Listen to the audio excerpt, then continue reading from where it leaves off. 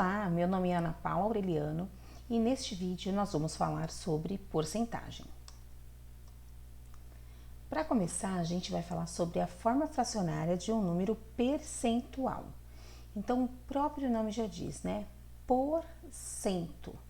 Então, a porcentagem nada mais é do que uma razão entre um número e 100, né? Então, por exemplo, olha, 13% é igual a 13 por 100. 13 dividido por 100. 7% é igual a 7 por 100. E 148% é 148 por 100.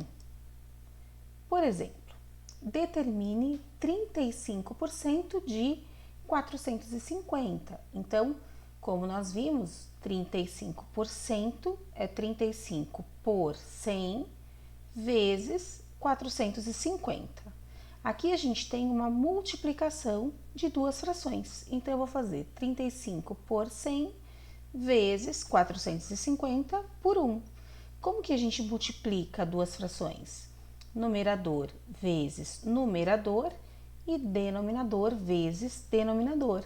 Então, eu tenho 15.750 por 100, 15.750 dividido por 100, que é 157,5.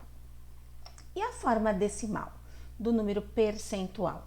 Então, lembrando que toda fração é uma divisão, a gente também pode escrever 13% como 0,13. Por quê? Lembra, né, do slide anterior, 13 por 100, então 13 dividido por 100.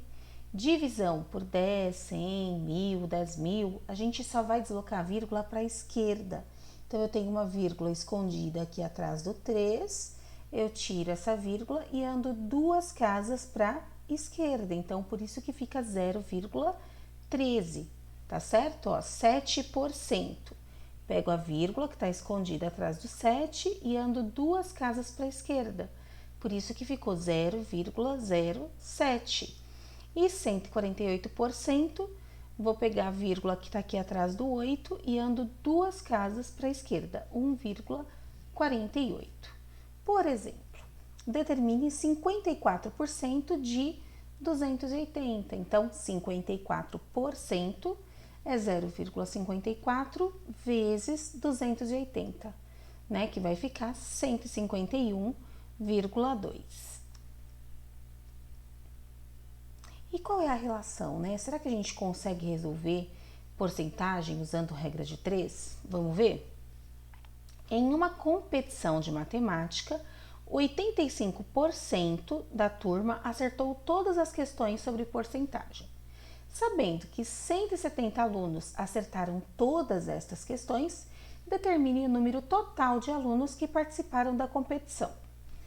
Então, montando aqui a nossa regra de 3, o que ele está dizendo para a gente, né?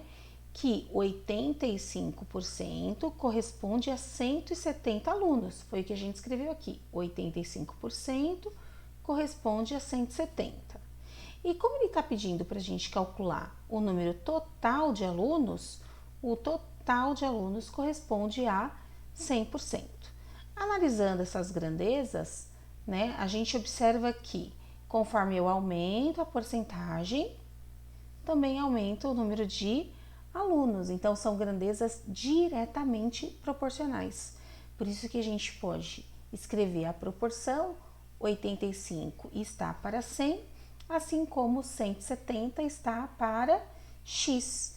E usamos a propriedade fundamental da proporção, ou seja, o produto dos meios é igual ao produto dos extremos. Então, nesse caso, vai ficar 85 vezes x igual a 170 vezes 100. 85x igual a 17.000. E se 85 está multiplicando, ele vai passar para o outro membro da equação, dividindo. Então, 170.000 dividido por 85, eu tenho um total de 200 alunos. No caso de juro simples, o juro também está relacionado com a porcentagem, né? Principalmente quando a gente fala dessa taxa de juros, né? Porque tem uma taxa de juro. Então, primeiro, né, a gente vai definir esses 3 conceitos. Então, eu tenho o capital. O que é o capital? É o valor investido em uma aplicação financeira ou recebido em um empréstimo. O juro nada mais é do que a remuneração recebida em um investimento ou paga em um empréstimo, e o montante é o valor total, ou seja, é o capital mais o juro. No sistema de juros simples, o juro é aplicado somente sobre o capital. Então, o montante depende do capital, da taxa de juro e do tempo de aplicação do empréstimo. No caso do cálculo do juro, a gente vai multiplicar o capital pela taxa de juro pelo tempo. O que a gente vai ter que prestar atenção aqui? Na taxa de juro e no tempo. Porque a taxa de juro, ele vai colocar 0,5% ao mês, 5% ao ano. Então, a gente vai prestar atenção nisso porque o tempo tem que estar com a mesma unidade de medida. Então, se for ao mês, o tempo tem que ser em meses, né? Se for ao ano, o tempo tem que estar em anos, tá certo? A gente não pode misturar, tem que prestar atenção nisso na hora de resolver o exercício. E o montante, como a gente viu, ele é o capital mais o juro, né? Se eu substituir esse juro pela fórmula que está aqui em cima, ó, então eu tenho que o montante é o capital mais o capital vezes a taxa vezes o tempo, e aí colocando o capital em evidência, é o capital vezes 1 mais I vezes T, tá certo? Assim que a gente calcula o montante. No nosso exemplo, eu tenho um capital de R$ 12.500, foi aplicado em um investimento que rende juros simples de 2,5% ao mês. Qual será o juro e o saldo dessa aplicação após 8 meses? Então, ele está pedindo o juro e o saldo, né? Então, o saldo vai ser o montante, quanto que eu vou ter, né, de dinheiro após esses 8 meses de aplicação. Primeiro, a gente vai calcular o juro, que ele é o capital vezes a taxa vezes o tempo. Lembra que essa taxa está em porcentagem. Então, aqui a opção foi passar para decimal. Eu vou fazer 12.500 vezes 0,025 vezes 8, que dá um juro de 2.500 ao final desses 8 meses. E o montante, ele é o capital mais o juro. Então, 12.500 mais 2.500, eu vou ter um saldo aí de 15.000. Então, respondendo aí a esse problema, o juro foi 2.500 e o saldo de R$15.000 após 8 meses de investimento. Então, vamos para a nossa revisão.